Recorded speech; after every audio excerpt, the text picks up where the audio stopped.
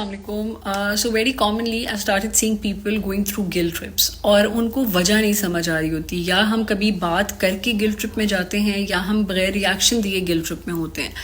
The slight difference is between the reaction and the response. आपका reaction वो होता है जो आपका एक इम्पल्सिव बिहेवियर होता है कि however the other person is talking to you और ट्रीटिंग यू, हम उसको एग्जैक्ट सेम वे में उसको आंसर बैक करते हैं. रिस्पॉन्स इज जब हम टाइम लेते हैं, वी रिफ्लेक्ट अपॉन थिंग्स, हम इमोशंस को अंडरस्टैंड करते हैं, रैशनलाइज करते हैं, and then we decide if it is needed or not. A response is always in a controlled situation where you feel the need of it or not, and reaction is uncontrollable.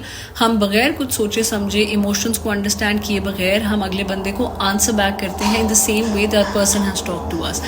And in both the cases अगर हम उसको reaction पे या response पे लेकर जाएं, guilt trip हमें इसलिए होता है क्योंकि हम टाइम नहीं देते चीज़ों को, हम अचानक से वो चीज़ बोल देते हैं which we really do not mean.